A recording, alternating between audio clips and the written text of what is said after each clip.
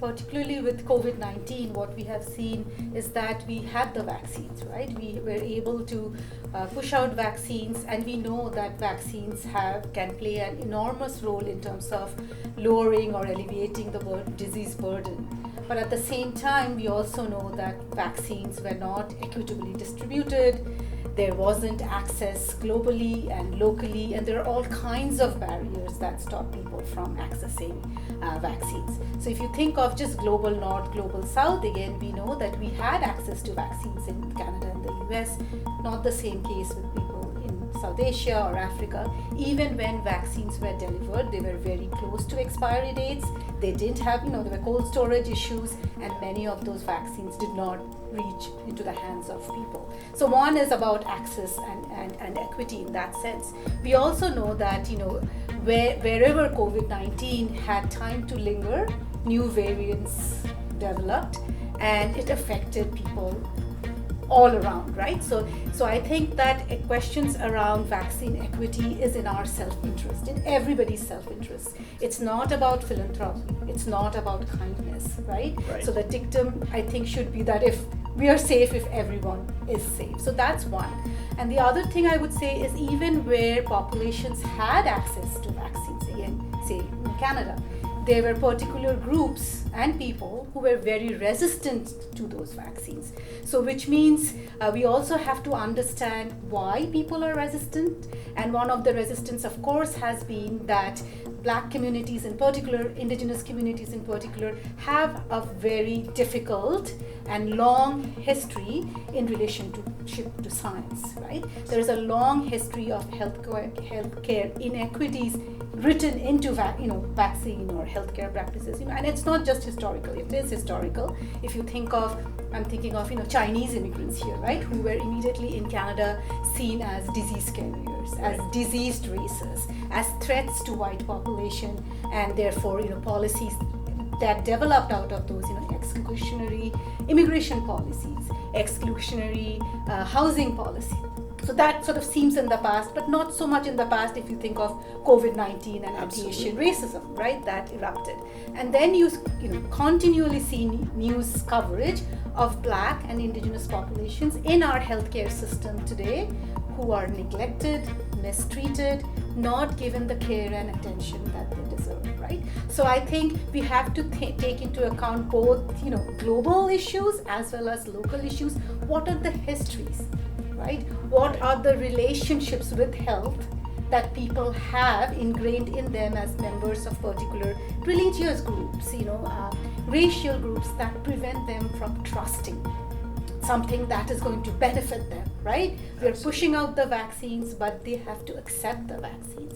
So equity and, I think issues around access is written into the way the system works. So yeah, I completely agree. Yeah. And I think one of the points that's really important and is, I think, hard maybe coming out of the COVID-19 pandemic is emphasizing how critical it is not to vilify people who are vaccine questioning or vaccine resistant, right? I think there's this propensity in some cases for the sort of medical and scientific establishment to react in a rash way and say, well, this is completely irrational. These are safe things that are going to help you, without taking an empathetic lens to understand the underlying reasons, right? I wouldn't even call it, empathy. I would say historical ignorance, right? Like, we are not acknowledging the harms that has been done to these communities that make them distrust science, right? Absolutely. Even when we are all saying, or you are saying as a vaccine scientist, this is the best thing for you.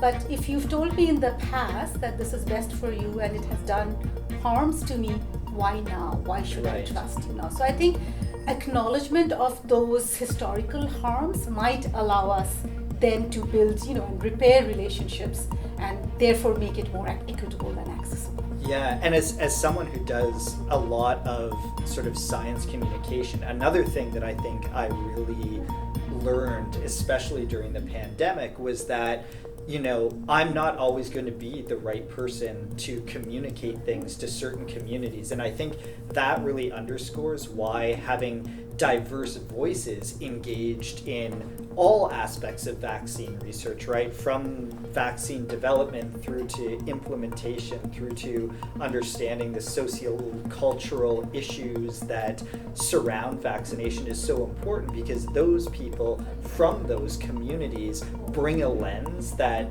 those of us who haven't experienced those historical inequities can't possibly bring to the field. And some are also structural, right? And I'll give you an example in terms of what you just said about who is the right person to deliver those vaccines or share those knowledge or expertise around vaccines. And I'm thinking of my work around the South Asian COVID task force, and that task force came into existence in November 2020 around the Diwali religious festival. Lot of media coverage stereotyping South Asians as vaccine resistant. And I, as a humanities researcher, I'm looking at that media coverage as somebody of South Asian descent, and I'm like, no, South Asians are not vaccine resistant. They have a cough and they go to the doctor. That is not a community that's vaccine resistant. So what's going on? And then I was reading, CBC, CTV, news after news in Toronto Star that, they are gathering together, they are not following protocols. And then you had South Asian COVID task force made up of all of these doctors that came into existence in response to that media coverage. And what was the issue? Well, these are mostly Brampton residents working in warehouses, including Amazon warehouses, can't meet those hours within which vaccination is being given. Right. Other issues, no sick benefits. So, and if you are the sole earning member, and if you don't have sick benefits, do you worry about your neighbor or do you worry about your child? So why do we put people in those positions where they have to decide, will I put food on the table or will I make somebody else sick, right? So right. I continue to go to work because otherwise my child might go hungry, right? Yeah. So all of those issues started coming out. And then of course, truck drivers, again, Brampton community, large number of truck drivers, do not watch CBC, do not watch TV. So when you had these racialized South Asian physicians showing up on vernacular media, right. and speaking, Punjabi, Hindi, all of the languages, suddenly there are lineups for vaccination. So again, until you have those insider knowledge from racialized healthcare workers, you don't know what the gaps are, right? So exactly what you're saying, that who is the expert here? Is it just the scientist? Right. But also perhaps sometimes cultural knowledge about religious norms, cultural norms, language access, yes. right? So again, I'm thinking of Brampton newcomers who had to take transit, right?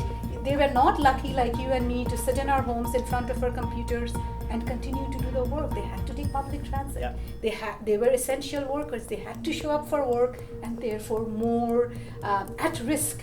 And then living in multi-generational housing. So it's just so many layers. So many layers. So if you're an essential worker and you're part of the South Asian community of elders who have lots of comorbidities, of course there is going to be more deaths in that community, right? But we can, we often forget those cultural issues and say, well, it's a gathering, right? Something that is, easy to point a finger at. Yeah. And I think that completely, illustrates why being outward facing is so important. And I think this is probably something that's a lot more common in many sort of humanities disciplines than it is in biomedicine, right? Where we, are sitting looking at cells or mice, thinking about, the mechanism of how a vaccine works, but it doesn't matter how well the vaccine works if, you don't think about all of the complexities around implementing these programs such that they can actually benefit. Exactly. And you mentioned, science communication, that as well, right? So how do you communicate to